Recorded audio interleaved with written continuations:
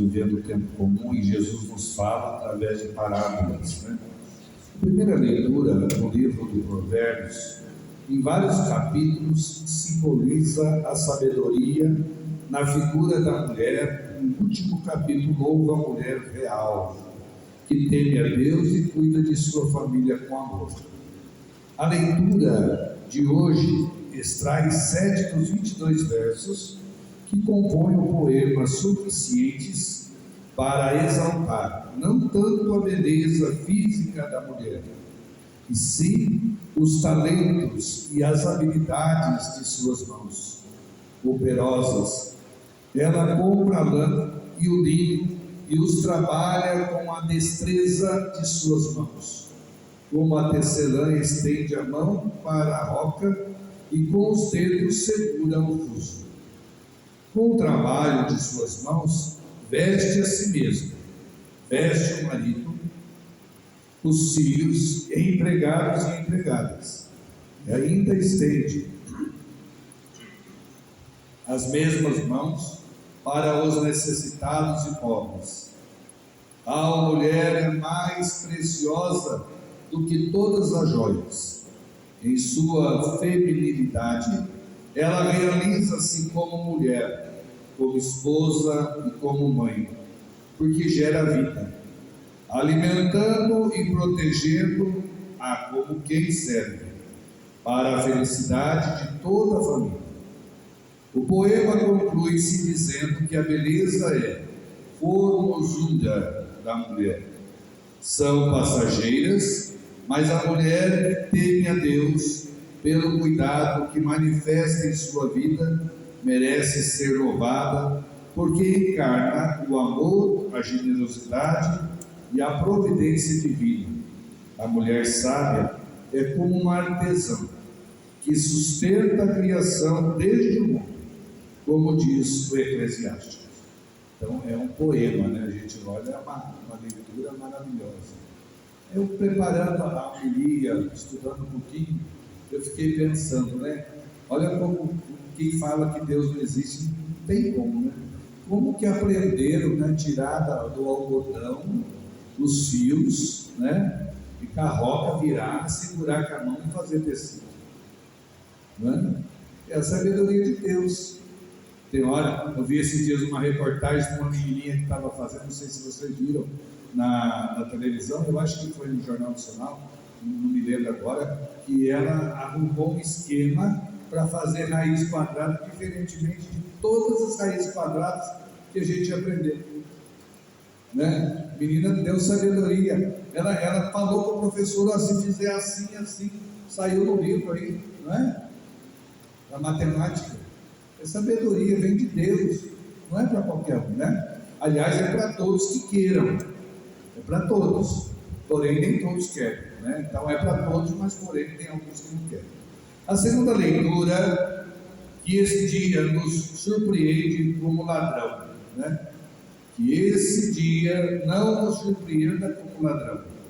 O trecho hoje lido continua as considerações de Paulo aos cristãos Tessalônica sobre a ressurreição dos mortos e a segunda vinda do Senhor, que fizemos a segunda leitura do domingo passado. De início, o apóstolo declara não poder acrescentar nada ao que Jesus já havia dito. Quanto a esse dia e essa hora, ninguém sabe. Ninguém sabe. Tem gente que diz que sabe, não sabe, né?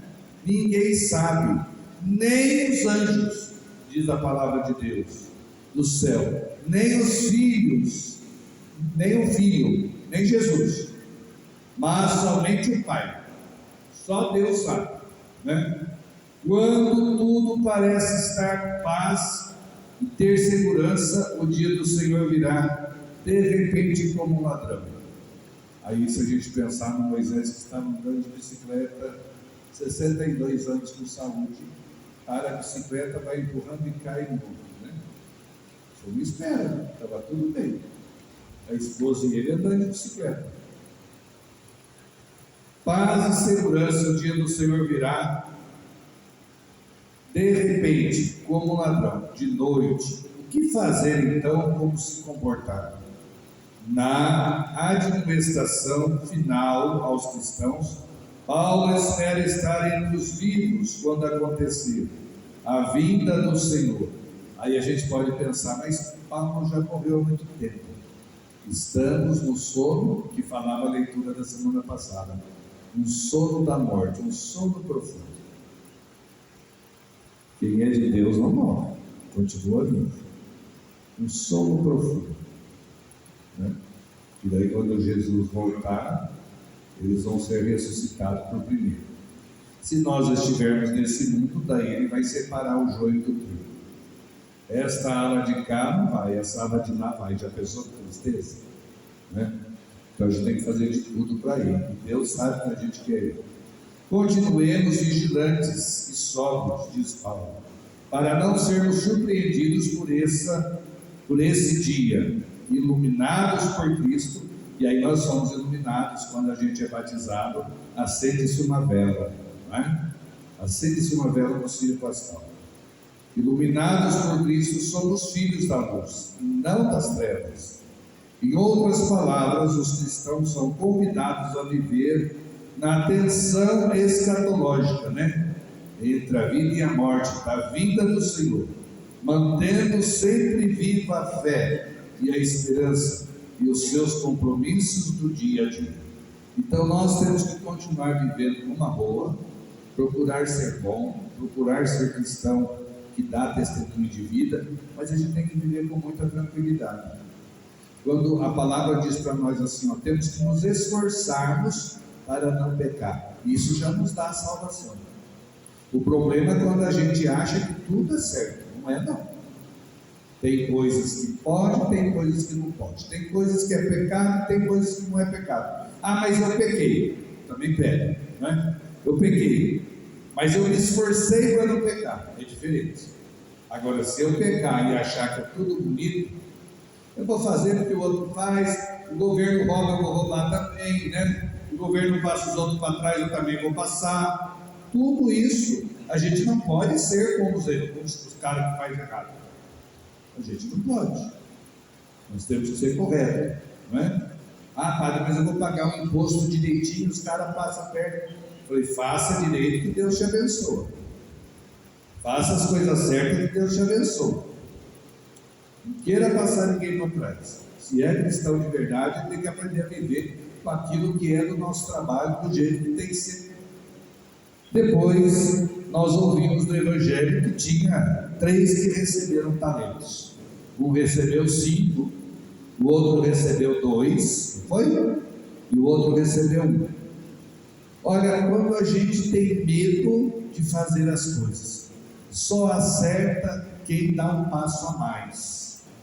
Só acerta na vida quem dá um passo a mais. Agora, dar um passo a mais a gente pode errar.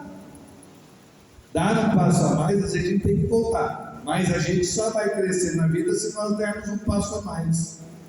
Se o meu medo fazer com que eu não faça nada, peraí, eu não estou confiando em Deus. Eu preciso dar um passo a mais.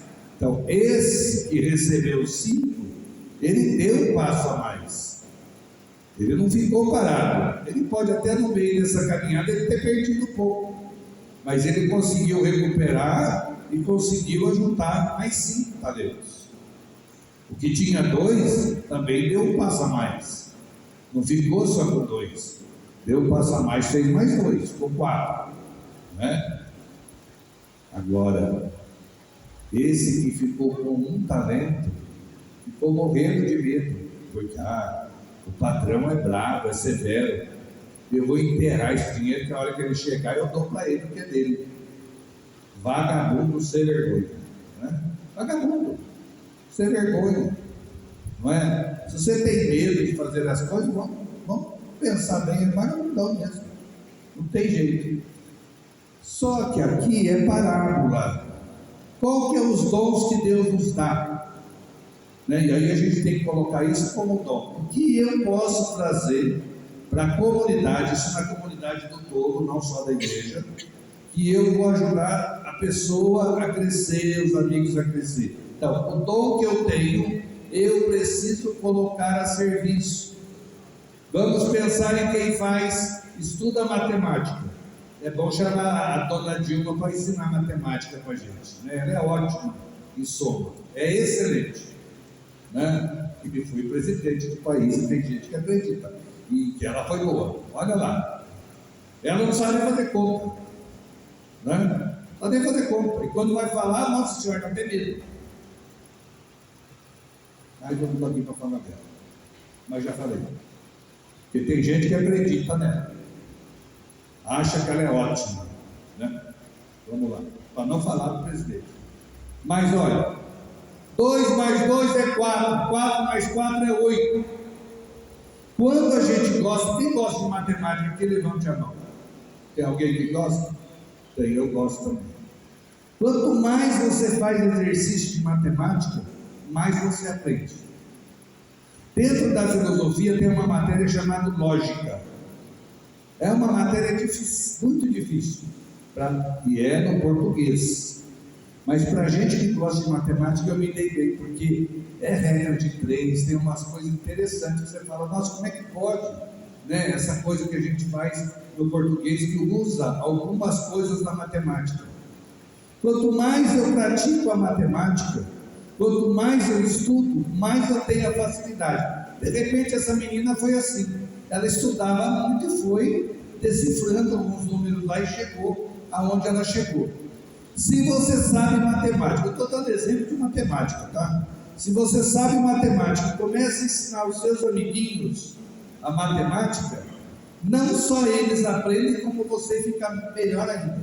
Porque qual que é a lógica, né? E aqui vamos falar da lógica filosófica. Qual é a lógica? Tem gente que não gosta de ensinar porque tem medo de perder. Tem gente que não gosta de ensinar porque acha que o cara vai pegar o lugar dele. Mas quanto mais ele ensinar, mais ele vai ficar preparado para subir. Quanto mais ele ensinar, mais ele vai ter a capacidade e vai ter a confiança que se ele sair do emprego do outro, ele vai conseguir alguma coisa melhor.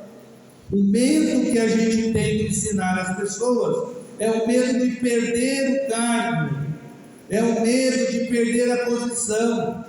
Não se perde aquilo que você já não tem. Não se perde. Você vai perder aquilo que você não tem. Mas se você tem, você não perde. A única coisa que o governo, preste atenção, a única coisa que qualquer governo não rouba da gente é o intelecto, é o estudo, é a nossa arte de aprender. Ele não consegue tirar da nossa mente. E daí, mesmo que você for preso, lá você vai ser feliz. Então, quem quer conhecer um pouquinho de Franco, né? Ele é um cara que ficou preso na Alemanha, né? Ele é médico e psicólogo, psiquiatra, e ele leia os livros dele. Tem até no YouTube as aulas de Franco, que um filósofo ensina. Ele ficou preso muito tempo, mas lá ele não tinha perdido a liberdade dele, porque a liberdade dele estava na mente. Na mente. Então, o medo que nós temos como ser humano é de ensinar e perder, mas não se perde aquilo que você já não tem. Isso é um fato, não é? Então, esses que tinham talento, e aí a parábola, são pessoas, aquele último, ele ficou com medo, ele não fez nada pela comunidade, ele não tirou o pé do chão, ficou paralisado. Deus deu talento para cada um de nós. É necessário que nós façamos com que esse talento seja um talento de Deus. A gente tem que fazer as coisas de Deus, não é? Então, o que eu tenho que fazer para que o meu talento seja de 5 venha para 10? É só você ensinar, é só você partilhar, é só você ajudar. Quanto mais a gente ajuda, mais a gente é ajudado, né? Quanto mais a gente ajuda, mais a gente é ajudado. E daí eu vou dar um exemplo concreto. Em Jacareí tinha uma senhora, Dona Maria, nem sei se ela já faleceu, não sei dizer hoje.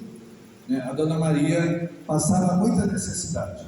E eu não ia visitar, mas eu me lembro que a minha mãe fazia a cesta básica, junto com as amigas, e sempre estava lá na casa dela, sempre ajudando a família, né? Um dia, Dona Maria, uma mulher humilde, muito humilde, um monte de filhos, e eu acho que o marido dela tinha largado ela, não sei direito a história, né? Mas a gente conviveu muito, porque depois ela veio morar do lado da nossa casa. Aí ela já estava numa situação melhor. Essa Dona Maria, daquela que era ajudada, se tornou aquela que começou a ajudar.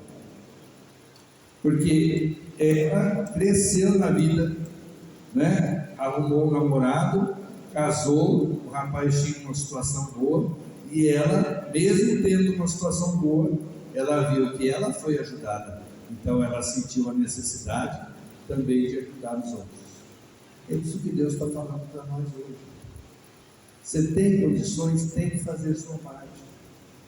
Se você pode, você tem que fazer a sua parte.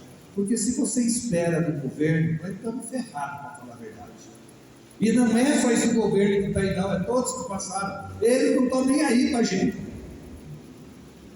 Por isso que a gente não pode brigar por causa do governo, sabe por quê? Porque eles estão se lixando por causa de nós. Não estão nem aí para a gente. Eles aprovam as leis na madrugada.